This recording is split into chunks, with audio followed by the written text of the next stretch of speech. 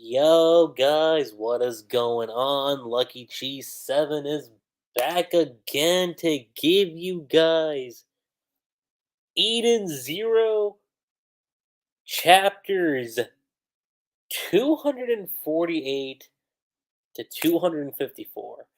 Live stream discussion slash review. And first of all, I do just want to say again, I apologize that it's it's taken a bit of time when it comes to the content on Eden Zero because, well, and I think I mentioned this last time too, but it's been one of those things where like I've had to like pick and choose my battles as to like what content I want to tackle and just stuff going on IRL because as much as I hate to admit it, like I would love to just make content on it. Like that would be like a real treat. I would have so much fun doing it, but the things we also need to remember is that there are things that happen like IRL that need to be taken care of too, and need to be prioritized. So when you look at it like that, it becomes one of those things where you're like, okay, what stuff am I going to tackle, and am I going to have time to tackle the other stuff? And Eden Zero has been one of those things where I'm like, I've been meaning to like really sit down and tackle the chapter because the chapters have been really, really interesting, and I have been, you know, engaged with the content itself. It's just a matter of like I need time to like actually just sit back, relax, and just enjoy talking about it. And I feel like today, especially, like I got super lucky today.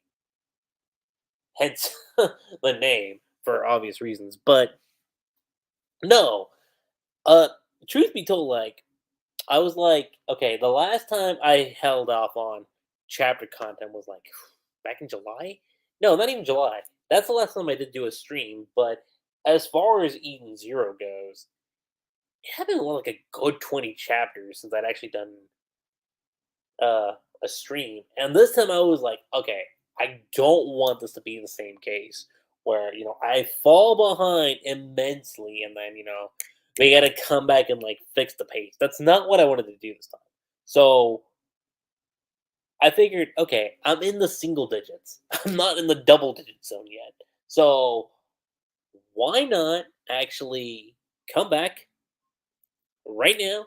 Because this arc, for the most part, seems like it's wrapping up, and especially after 254. Like it really does feel like we're wrapping up the arc for Eden Zero. I feel anyway. But anyway, like it's been 3 minutes already. And I'm not getting into the nitty gritty of the chapter. So where we left off on the last stream was we had just finished up the Eden Zero reunion arc. Like that arc was done. And interestingly enough, something I always love to do that I don't really see a lot of content creators like really look into is like the placement of the volumes and like where each one could potentially end. And for the most part, Eden Zero's been pretty on the spot when it comes to like where each chapter ends. Because I mean, go back as early as what volume 3, I think. Yeah, as early as volume 3, if you like really look at it, we've been consistent. It's been like at least what 9 to 10 chapters, guarantee. So looking at the track record here, 26 ends on 230, and 27 ends on 239.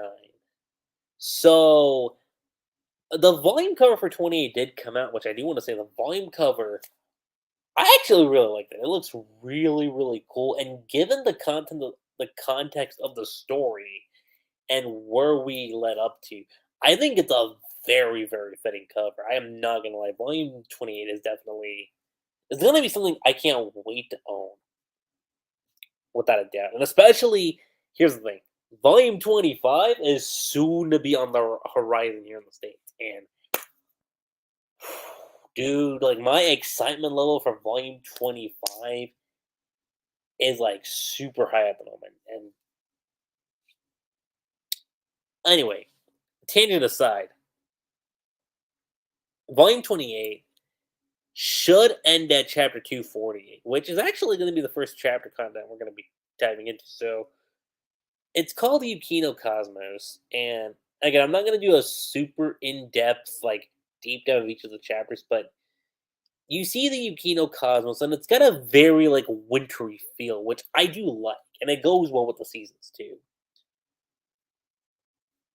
And like in the first chapter, like for the most part, I'll say this: like you do encounter with Feather again, which I thought Feather was really really cool. Like I love her introduction in this arc, but also like just in this universe. Because last time we saw Feather, like again, she was kind of a threat, if you will. Like she kind of got in the way of Eden Zero, and then I want to say the tail end of the Lindard arc, like she came through and like actually helped out with the battle. So, given the context of that, I want to say for sure that yeah, like she did actually come in to help out with Holy. I think Eraser did too. So it's actually really really nice. Because looking at it like this, let's see here. We're over here. Yeah, because the Lindard arc, if you really look at it, it started at volume 21, and then it goes all the way up to volume 25. So that's a good like 5 volume arc, which well, you're also got to you also have to factor in the X495 arc too, which kind of like seeps into it as well. But again, neither here or there for the most part, because well, volume 25 or not 25, volume yeah, no 21 does kind of encompass like the last I want to say couple chapters technically of um the narrow 66 arc. But again, neither here nor there. But essentially, what I love about Feather's introduction here is that like she serves as an assistant to the director of operations. And I was like, okay, that's nice. And of course, what I really really like here is that like when you get to the planet of Mills, like Rebecca notices these things. Like she notices the clocks and like Feather point that the like each of the clocks represents like they represent like records in time of like the various worlds where history like diverged. So when Rebecca looks at October 7th, 492 Universe One, she notices that that was the day that Shiki was shot. Which, again, for all the people that are still saying, "Oh my God, I cannot believe we reset this. Like, there's no consequences at all. What was Hero thinking?" Like, y'all need to just be in a corner because the thing is, those past events, and I don't know how much I have to reemphasize on this, those past events that took place in like throughout like the first 25 volumes, they still have an effect on our character. And that's something Hero has showcased to us like since we've entered the Universe Zero saga. Like I think Universe Zero saga. Technically, you can call it the Yukino Cosmos saga. So ever since like, we've entered this final saga, like it's been apparent like what we've been doing, and the fact that people are still kind of going like, I'm not really big on the direction. I mean, like look, there are some things where even I'm like, okay, maybe that kind of would have been worked a little bit better, but I don't think it's bad necessarily. In my opinion, I don't really view it as bad for the most part. But I do like little references to that where it's like, okay, those events, still have a traumatic effect on certain characters. Again, like Rebecca. When we see this, director Rachel's waiting for you. You see the parents, and I gotta say, I still love the dynamic between Rebecca and her parents. Like where they're just like all like uh fuddy duddy. No, not no fuddy duddy's not the word I want to use here. Like they like to just be like the wholesome, family that they envision. Like her parents are nice. I like her parents. It's been ages, Ducky. But not only that, they also go into some context areas where I'm just sitting here thinking, yo, guys, keep it to yourselves. Because, like, Connor pointed, like, yeah, at night, I am the captain between me and my wife. And as soon as he said that, I was sitting here thinking, bruh, you're really going to say that in front of your daughter? Like, even Rebecca pointed that, and she's like, hey, none of that stuff in front of me. Keep that to yourselves. I'm pretty sure no one wants to know that. But kind of gets me wondering, though, like, would Rebecca react the same way with Shiki in the future? Like, and I know I've been promising on Xiaomei being the future daughter of Shiki and Rebecca video. I'm still working on that, by the way. But it kind of makes me wonder, like, would they react, or not would they react, would they act the same way around their child, who potentially could be Xiaomei? I mean, just a food for thought. But again, neither here or there. But the big important thing was chapter 248. Actually, there's two things. But we find out that why they're on Planet Miltz is that they're looking for the door to Mother. And, Rachel reveals that, yeah, it is definitely here. It's right here, and like pointing her out like on the screen, like this is the door to Mother. Like shocks Shiki, shocks Wise, Rebecca, Hamura. But she points out that or we call it a door, but all it does is mark the path to her, and those waymarks change with time. Loads of adventurers have set out from here to find Mother before now. However, the thing Rachel points out is that no one has reported back in as to like where she is or just like the whole thing in general. But the thing to keep in mind here that Feather points out to them is that yeah, maybe they could find the Planet Mills, but Feather points out that no, there's a lot of clusters of 7,000 planets, which are essentially fakes. Like they're fake planets, and they're used as a means to camouflage, the real planet, which is gonna make it a lot easier for them to be, hidden. And the only reason why they were able to find it is because, well, you know, Rachel and Connor let them there. This is everything we found over the last 3 years from the last world. Again, this ties back into the fact that stuff from the previous universe still has an effect. Still shows it. That's an awful lot of ether. Well, it's gonna take some time before it's finished. And one thing that Rachel pointed out is that, hey, let's go out and just enjoy, at the bathhouse. Which Rebecca's like, do you want us to freeze out in the open? And Hamor just takes it as oh my god, we're training. I don't know. I get a kick out of Hamor too. That's super super funny. But this isn't really the time to sit back and relax. But what keeps Shiki at bay with this is what Rachel brings up, and that's regarding the secrets about the Easter. So I thought that was kind of intriguing. It's like, okay, what other secrets are in the Eden Zero that we're not aware of? And that's the big thing that kind of helps, that kind of holds Shiki back. Like, wait, I thought we figured out what the secret was behind, you know, door 3137. I thought we knew.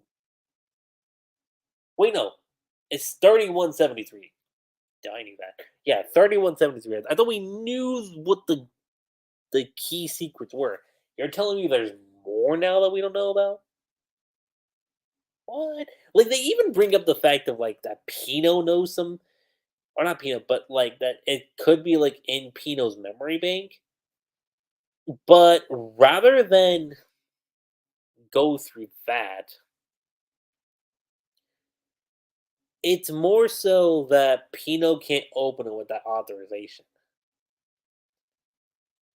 But Rachel just says, "Hey, it's my little secret.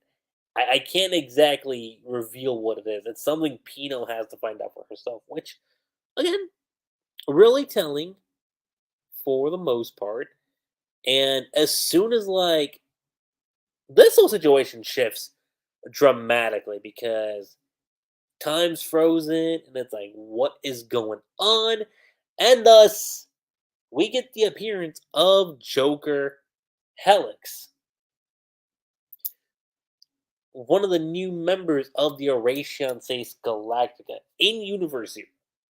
Keep that in mind. That's one of the new peeps in Universe Zero. And again, like I mentioned before in the very beginning of the stream, 248 more than likely is going to be the end point of volume 28. I'm like 100% certain about that. I'm 100% sure that's where we're ending it off. But moving over to 249, and 249 is like really, really simple. So Rebecca's trying to figure out what's going on.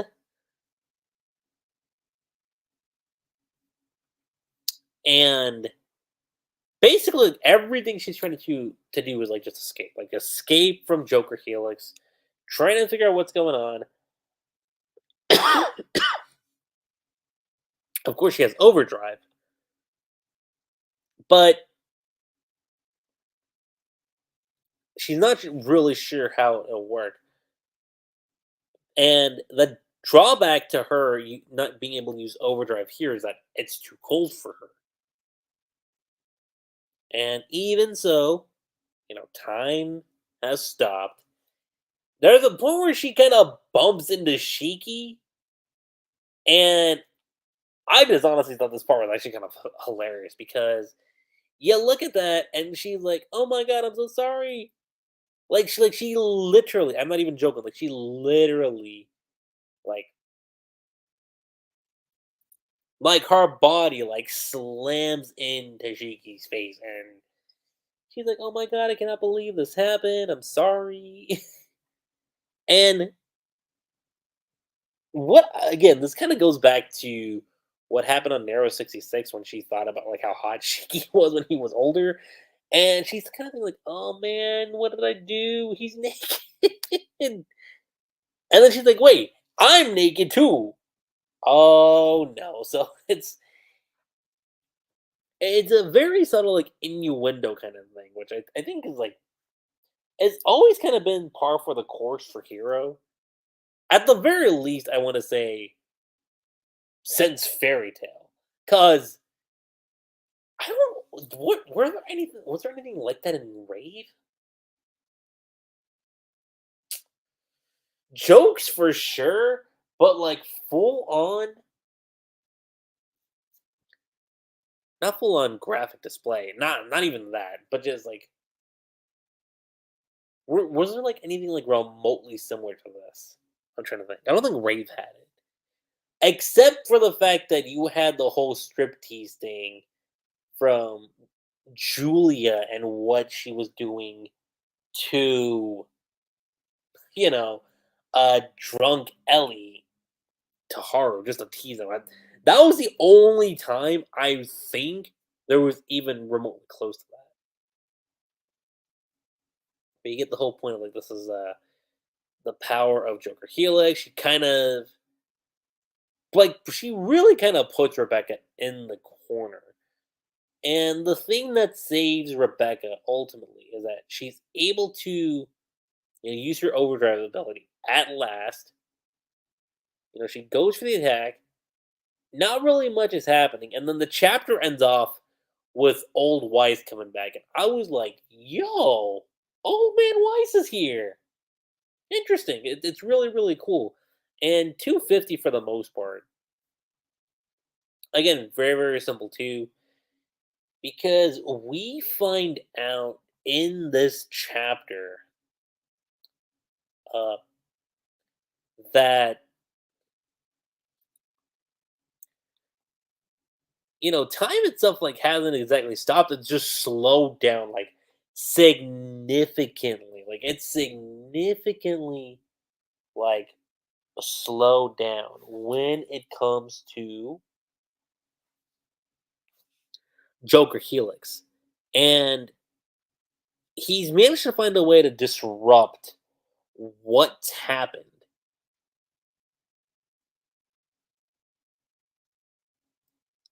Yeah, like he's able to do that. That should put time back to normal. Everyone's there. And Hamura points out, like, wait a second, like, why is there a giant hole in the wall?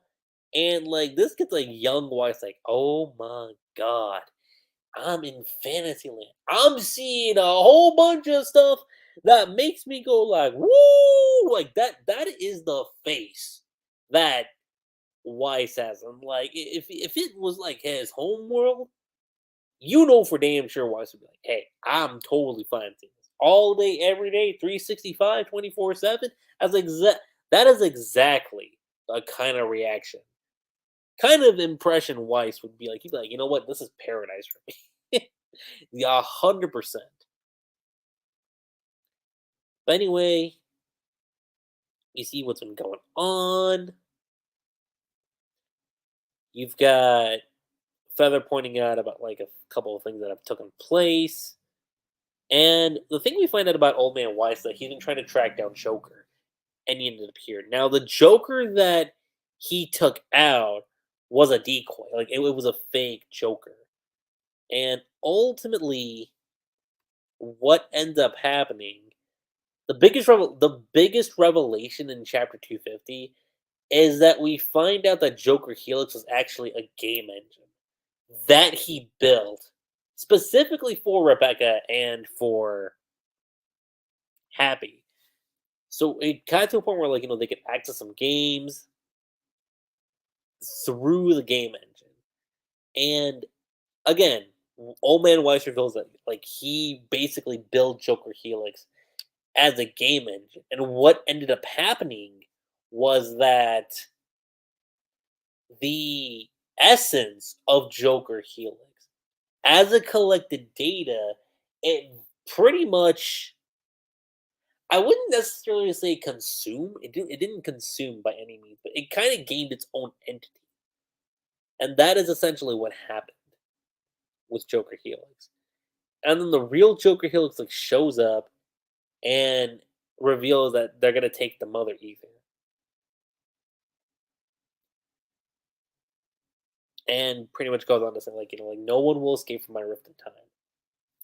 Which we then get into the battle against Joker Helix. So you have the power being in pursuit. Uh the Shining Stars for the most part can't really do much. But you do get a very amusing interaction between Hermit and with Old Man Weiss. And Weiss is they go like, hey, like I'll explain a little later about like like what exactly is going on. You get a lot of like hilarious reactions from Clean, Laguna, and Jin. Jin's like, oh my god, well, what in the hell? It's like, wait, is that old man like Weiss? But basically, you have them trying to figure out like exactly where Joker Helix is. And Feather pointed that there's approximately 100 of them stationed outside the temple, just across like 300 kilometers from where they are. And the main trio here that they use to take on Joker Helix is Shiki, Rebecca, and Old Man Weisz. For the most part, really, oh, well, and Young Weisz too. But for the most part, it's a very Rebecca and Joker Helix fight. It's very much just that. So you've got the battle taking place, and for the most part, I think the battle's done like really, really well. So chapter 252 is titled Game Start. Um, and Old Man Weiss doesn't take part in it because he feels responsible for what went down with Joker Helix, and he wants to use it as a means to, like own up to what happened. Like that's essentially was why he's doing what he's doing. It's good to see you again. Of course, last time it was before I had a mind of my own. Um, and by the way, I have to say the way how this fight is like visually like displayed in the chapter, I thought was actually really really cool. And it comes to showcase like Hero's love for gaming because you've got this like old school like Nintendo Game Boy style um feel to the battle, like when Joker Hills like takes in uh Rebecca, and she's like, "Hey, what's going on? Like, I've been pixelated, huh? Play a game with me. Okay, and give me just 1 second, guys. Give me one quick second."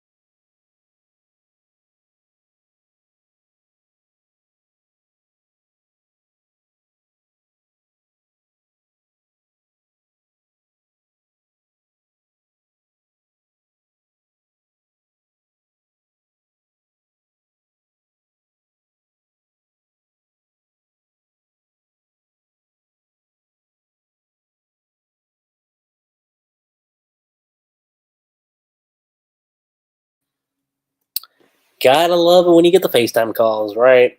Anyway, so basically, what I was saying is that I love the choreography of the fight, and it does showcase again heroes' love for gaming. Again, going from like old school like Game Boy Color, Game Boy Advance SP, like do you know, like Pokemon, Zelda, like that. That is essentially what I'm seeing here, and it looks great. Granted, it's only like for a short bit, but I thought that was like a really creative approach from Heroes part and showcasing like how the battle's been. But it's not just that, but like you get like other points. So like you see aspects of like a racing game that goes down between Joker Helix and Rebecca to a flat out like fighting game match between Rebecca and Joker Helix. Um, and I want to say this is kind of when you have Wise and Old Man Wise and Shiki show up, and like this is where they're kind of like in the gladiator, like medieval fantasy setting outfit, where you get Shiki the swordsman, Wise the the grand elder, and then of course the warrior Rebecca, who kind of again though it which Rebecca pointed like, hey, why am I in this armor? And it's like, well, hey, it's fantasy. That usually means bikini armor. And Joker Helix like that is so old fashioned. But going from there, what you get are the stages of what goes down of the battle. And you see that Joker Helix is multiplied, going on for like the different attacks, but Rebecca still does what she can in the battle for the most part. You get to see what goes down, and you have Feather, Connor, Rachel, Pino, uh, Wise, Young Wise, Hamura, the Shining Star. Like have them still trying to figure out, like, all right, what exactly are we gonna do against like the other forms of Joker Helix that's like out there? And again, like you have the big takeaway I noticed when it came to this fight is that Joker Helix like continuously brings up that she wants to like play forever like this game, and you're kind of thinking like, okay, why does she keep bringing this up to Rebecca? And we come to find out that when Rebecca played the game, like she used to play like hours and hours on end on the game engine, and essentially she just wants to like you know continue having like those moments. That's why she holds like Shiki and Old Man Weisz hostage. And basically what we get is again more of like Rebecca using her analytical skills. Like, all right, this is a game. What things do I have to use? What approaches do I have to take in order for this to work? Like you see her using like the different elements, like at least recognizing different elements as to like, all right, what am I going to use to open the door? What methods need to be approached? So you have wood, fire, metal, water. A wooden door which represents wood. Fire equals candles, obviously. An aquarium which has aqua in it. And then you have a metal chair which brings up the schematics of metal. And then of course where Rebecca's standing is, like a old like busted down like tile floor, which has like segments of the earth in it. So she's like, wait a minute, this floor is made out of entirely of earth. So when you're looking at the diagram, she uses, her knowledge and she finds a getaway to like escape from the door. She comes across a few other doors that are like not exactly the right one that she has to find. Like she finds one with clean, she finds one with witch, and they're more like digital copies of who will. Like, nope, you got it wrong. Nope, you got it wrong. That's not right either. Got to think a little harder, Rebecca. What exactly do you have to do? And the thing Rebecca has to do, from what she remembers in the game, is to find Griff. Which nice callback to Rave, by the way. That's a nice, beautiful callback to Rave. But you get that, and she's like, okay, I gotta figure out where Griff is because it comes from the game that Professor Weisz made, which is Griff Smash. And because she recognizes that as the game, it's like, okay, I just gotta figure out where it is. And she finds Griff, and through that, we find Weisz, Old Man Weisz, and Shiki. Which one thing I forgot to point out is that Weisz just asked Shiki if he is Rebecca's boyfriend. I mean, at this point, we can just flat out say that they are. They're not admitting it, but we know what's coming. We know eventually, End of Eden Zero, those two are gonna hook up. We know for a fact it's a matter of like how long at this point. We know. Again, Hero's track record, Harley, Haru and Ellie from Rave Master. Nalu's still like on like the super slow. That's a big thing compared to Nalu. Like Sheikah has a huge like up. It's got a super huge up in terms of like development and chemistry. I would argue. Not that Nalu doesn't have it, but I would say at the very least, Nalu, you get that, especially in 100 Year Quest, where I feel like in Fairy Tail, it was very more so like Lucy who has the interest in Natsu. Natsu kind of has interest in Lucy too, but you can see where his personality is a lot in like the original Fairy Tail series.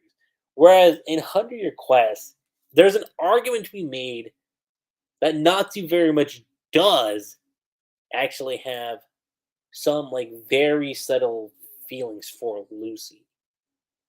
And again, I think that's a really great thing personally. But you see what's going on here. Rebecca points out to Joker Helix that, hey, I beat the game, right? So it's over. But Joker Helix isn't having like, no, it's not over yet. It's not over until I say it's over. And going back to what she was saying a couple chapters ago, like I want to play forever and ever. Again, continuously showcasing that, like, hey, you're not leaving until I say so. I want to play this with you forever and ever. Just have fun. Come on, just have fun. But the thing Rebecca recognizes that, like, is that when it comes to Joker Helix, she wants to make sure that she wants other people to have fun. And that's the thing she really wants, which throws Joker Helix off as like fun. Like what exactly is fun? And you see Rebecca like smash through like the helmet. And we essentially see the real Joker Helix. And she points out like, hey, the real you is kind of everyone. And I want you to keep making lots of awesome games. Help us have fun. And then you see a bit of humanity. Like you see a more humane appearance in Joker Helix, and she's like, I will. I'd really like an open world game with lots and lots of kitties. Very fitting for Rebecca's personality. Where you can go on a big adventure and it'll have. So that's the thing. We don't exactly know per se what Rebecca's like um elements of interest are when it comes to the game she wants to be in. Like we know it's gonna be one that has a lot of kittens, obviously, but she also mentions that she wants it to be a big adventure and it'll have like dot dot dot dot dot. So it's like okay, what are the things you want to have incorporated into the open world game? Which I can think of a few dozen things when it comes to that. But I just thought that was like interesting. It's like oh, okay. And the chapter very much ends off where we cut back to Feather, and she's like, "Hey, I've lost all the Jokers, and all signs of the enemy have been eliminated. So What I think is gonna happen is the next chapter, 255. I think is gonna be the closing of the Miltz arc. I feel like this next chapter, if not next chapter, definitely 256 is gonna be like the end off point for the arc, and then we're gonna dive into the next arc for Eden Zero. But again, as far as like my thoughts go on the Miltz arc, I actually really like it. It's quick, which I know is not gonna be up for everyone's taste, but I personally think it works. I think it works well with what Hero established. And again, I love the creativity behind like this particular assault that Joker Helix sets up for Rebecca, Shiki, and Old Man Weisz, because you get essentially generations of like gaming, like from like the old school days to like how it was currently, and like you get different genres too. Like you get like an old school pixelated game setting, you get a racing game setting, you get a fighting game setting. It's like whoa, like okay, like that's actually really cool. And when it comes to the conclusion of the fight, I don't necessarily think the conclusion's bad. I think, yeah, could you say it's the power of friendship? Not necessarily. It's not like Rebecca got a huge, massive power up because she was thinking about her friends. That's not what happened here with this chapter. Basically, in the great words of Naruto, she pretty much used the power of Takunjutsu. That is essentially what happened with the battle against Joker Helix. Once again, I know it's not going to be up for everyone's taste, but I will say this fight, for the most part, I think is good. It's a good fight for Eden Zero. It's not the worst arc. It's not the worst fight we've seen. It's definitely, and again, I wouldn't necessarily call this like amazing either, but it's like good, maybe borderline great around there. So like good plus the great, I would say. Now, as far as like the content of what we've gotten prior to the fight, I would definitely say it's like great plus material for sure. To which, if we're actually looking at this from a general rating stance, so good plus would pretty much dial it up to a 7.5 out of 10, and great plus insinuates up to an 8.5 out of 10. So you mesh the two together, and you get divided in half. So let me think here real quick. So 8.5 plus 7.5, that's a total of 16. Divide that in half, and you get 8. So if you look at it from 8, and through my own rating system, an 8 out of 10 would pretty much mean it's great. So overall, so far, I will say this is a great arc. Short, definitely could have been longer. Yeah. Um. Now the other characters, we know that they did stuff for sure. It just wasn't really shown on the screen. Shown on screen. It just wasn't like as prevalent as it was, say, the Shiki, Rebecca, and Old Man Weisz content that we got against Joker Helix. And again, your mileage may vary on the fight conclusion to Joker Helix, but I think for the most part, it works. And I think the real benefactor is going to be 255 for sure. I think 255 for sure will be the full closing point of the whole Joker Helix conflict. Like we're pretty much done. It's just that we're gonna get like a send off for Joker Helix, and I do get the feeling something's gonna happen with One Void for sure. But overall, you guys, that's pretty much all I have to say when it comes to Eden Zero chapters 248 to 254. Again, overall rating in general, it's great. I can't wait to see what happens next. And when it comes to next chapter 255, you know for sure I will be coming back and we will be talking about the manga again on a week to week basis, like we've done in the past. And I know there's been announcements too for like say 100 Quest, and I know the new Dead Rock chapter came out too. And I'm gonna get back to that. I'm gonna tackle the new chapter of Dead Rock here soon too. But again, another stream for another day. And aside from that, guys, that's pretty much all I have to say when it comes to this live stream discussion of Eden Zero manga. Let me know what you guys' thoughts were.